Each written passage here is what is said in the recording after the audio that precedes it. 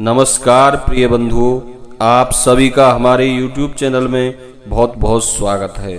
बंधुओं, आज के इस वीडियो में आप जानेंगे पितृपक्ष में अपने पितृ देवताओं का श्राद्ध निकालते समय हमें ऐसी 3 बातें हैं शास्त्रों की जिनका विशेष ध्यान रखना चाहिए, अन्यथा आपका किया हुआ श्राद्ध निष्फल हो जाता है। तो कृपया चैनल पर नए हैं, चैनल को सब्सक्राइब कर ले, बेल आइकन को प्रेस कर दें, जिससे कि हमारे चैनल पर आगे आने वाले सभी वीडियो का नोटिफिकेशन आपको प्राप्त होता रहे। तो चलिए आज के इस वीडियो को करते हैं प्रारंभ। यह प्रत्येक व्यक्ति का कर्तव्य है अपने पितृ देवताओं को पितृपक्ष में, श्राद्ध पक्ष में उनको विशेष श्रद्धा अर्पित करना, उनके लिए श्राद्ध करना। और जिस दिन हमारे पूर्वजों की मृत्यु होती है उस दिन हमें उनके लिए श्राद्ध निकालना चाहिए। 3 पीढ़ी तक का श्राद्ध लोग निकालते हैं, 3 पीढ़ी अपने पितृपक्ष की और 3 पीढ़ी मातृपक्ष की। इनका श्राद्ध करने का अधिकार प्रत्येक व्यक्ति को है और जो इनका श्राद्ध करता है वह पितृ ऋण से उऋण हो जाता है। हमारे पूर्वज, हमारे पितृगण हमारे लिए किसी न किसी रूप में अपने परिश्रम से कमाई हुई संपत्ति छोड़कर जाते हैं। हमारा भी कर्तव्य बनता है कि हम समय समय पर उनको याद करें। शास्त्रों के अनुसार पितृपक्ष में हमारे पितृगण अपने घरों पर वापस लौटकर आते हैं और जब देखते हैं कि उनके पुत्र पौत्र आदि उनके लिए श्राद्ध निकाल रहे हैं, श्राद्ध कर रहे हैं, तो वे बड़े प्रसन्न होते हैं, तृप्त होते हैं और उनको शुभ आशीर्वाद देकर वापस जाते हैं। आइए जानते हैं ऐसी 3 बातें कौन सी हैं जिनका हमें श्राद्धों में विशेष ध्यान रखना चाहिए। बंधुओं, सर्वप्रथम पितृपक्ष में श्राद्धों के समय हमें अपने घर की स्वच्छता का विशेष ध्यान रखना चाहिए।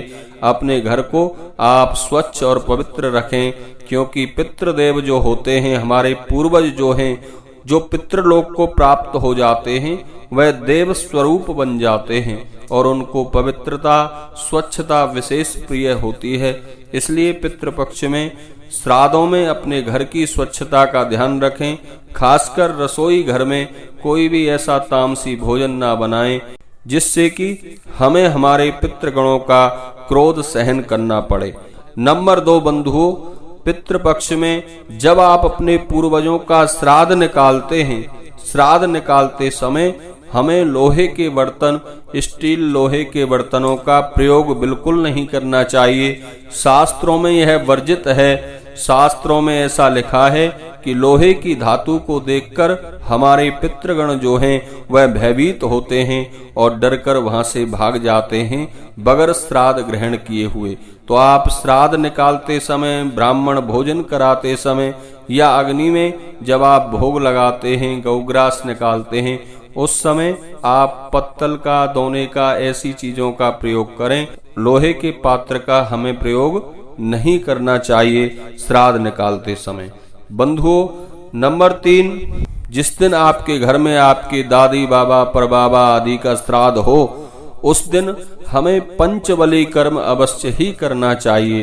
पंचबली अर्थात 5 ऐसे जीव जिनको भोजन खिलाना हमारा कर्तव्य है। इसे पंचबली हमारे शास्त्रों में कहा है। पंचबली में जिस दिन आपके यहाँ श्राद्ध हो, देवताओं को अग्नि में भोग लगाकर देव बलि दी जाती है। सर्वप्रथम देव बलि, तदुपरांत गाय को भोजन कराएं।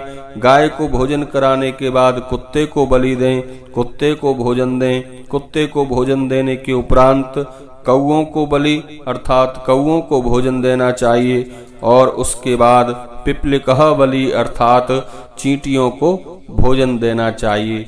इस प्रकार श्राद्ध कर्म में हमें यह पंचबली अवश्य ही निकालनी चाहिए।